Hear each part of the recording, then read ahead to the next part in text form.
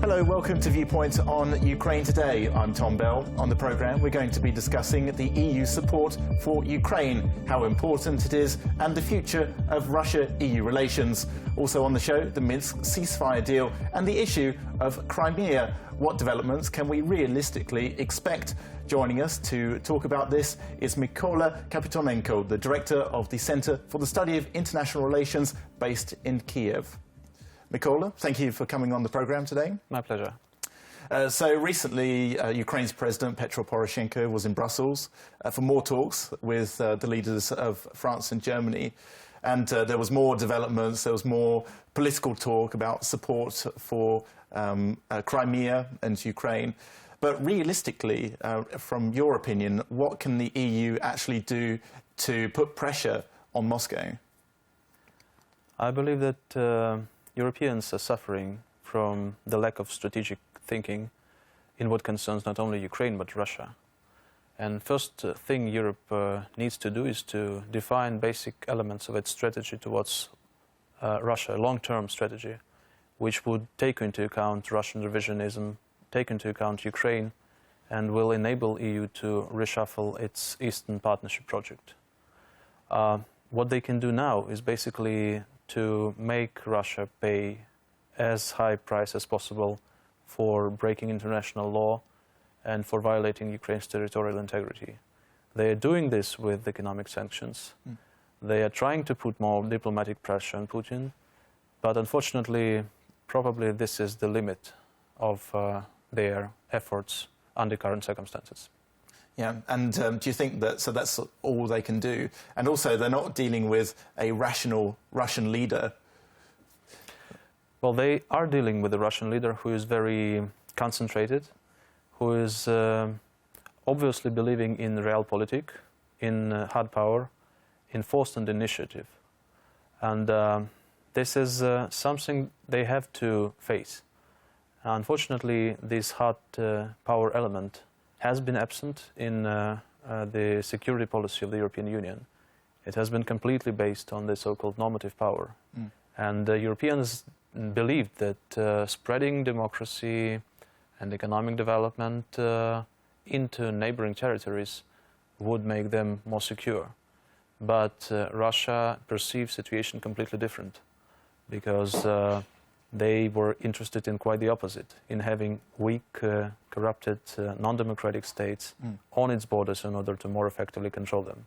Which is what it's doing now, almost, when you have these self-proclaimed republics in eastern Ukraine. But even before that, Russia was encouraging corruption, non-democracy, and dependency, and effective economies and dependency on its energy resources, supplies, among neighboring countries. This was the basic strategy of Russia for dealing with them, for reinstalling its hegemony on the post-Soviet area. And this has been completely overlooked by the European Union. Well, this is a very interesting point as well, because now we talk about a lot about the takeover of Crimea, what's going on in eastern Ukraine. But actually, even before all these events in 2014, the European Union appeared to be caught off guard. It didn't really have a policy, even after the Georgian war, for example. Is this what you think? Yeah, that's right. Because, first of all, Europeans are seeming to have not so much a single security policy, but more a sum of national policies of the member states, largest member states. In some cases, they are added with the states which have specific interests in specific regions, like Poland, for example, or Baltic states. So the whole strategy towards Eastern European countries, the Eastern Partnership project, was a sum of initiatives with very different stakes from different EU members. So it has never been an effective policy towards the neighboring states. Yeah, and also you have different threat levels as well. What's happening in Western Europe, in France and Germany, is not the same as what's happening in the Baltics and Poland, who are especially susceptible to this threat. That's absolutely right. They don't have a single view on what's important and what's not so much important, what can be sacrificed and what cannot. And these differences in assessment play a crucial role in defining the European Union's common security and foreign policy. And in your opinion, then, what can be done by Ukraine? What sort of strategy should Ukraine have, firstly, to get support from Europe, and also to put pressure on Russia? I think that we should a little bit change our current position in this triangle of ourselves, EU and Russia, and turn from asking for more help from the European Union. Instead, try to understand what they actually need and how Ukraine could be important and helpful in securing goals of the European Union as well. That means that we have to offer our own version of the European security architecture, which has been ruined or at least drastically damaged by Russian policies in the recent 2 years.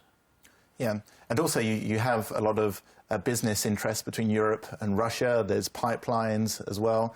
So what can Ukraine offer then, the European Union, to help balance this?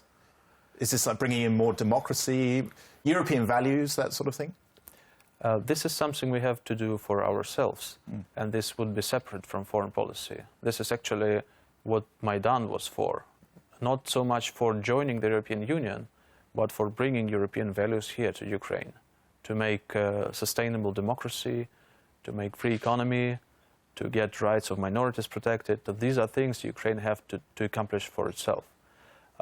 As concerns building relations with the EU to compensate their losses from trade with Russia, I think that not so much can be done by Ukraine in this current stance economically. Yeah, because you have this association agreement. We do have the agreement, but we also have an economic potential declining that results in Ukrainian trade to Europe and from Europe actually diminishing. And there's also other locations as well. It's not just Europe, but you have the Middle East, you have Asia, particularly lucrative markets as well now. Absolutely. We have different perspectives and different ways of developing our exports. But the key problem here is to restore economic capacity of Ukraine. And going back to the sanctions and Crimea itself, I read in January that Putin's spokesman, he said that Crimea, the issue didn't even exist anymore. So from a Russian perspective, what do you think they will do next? Do you just think they will hold their ground? They will just stay in Crimea and eastern Ukraine? Or do you think that the economic problems in Russia will actually cause some sort of different opinion now? First of all, I think that they do understand in the Kremlin that the Crimean issue does exist on the political agenda. And another thing is that the very risky part of this decision to annex the Crimea has been that Russia will have to deal with the consequences.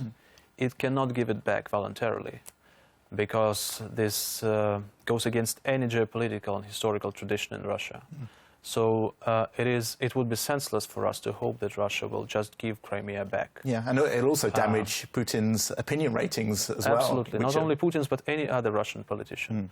I think we should separate the Crimea issue from the Donbass issue, because Russia indicated that that they would be very hard on keeping Crimea as part of Russia. On the other hand, what happens in the Donbass region is an instrument for Russia to reach other goals. Yeah. They would give it up in exchange for concessions from Ukraine. That's true, but recently actually we had another guest on the program, and they suggested that you have the Minsk ceasefire deal, and instead of just focusing on the Donbass region, it should also encompass Crimea as well, come as one package. Do you think that would work as a solution to include both Crimea and Donetsk and Lugansk regions, which are currently occupied?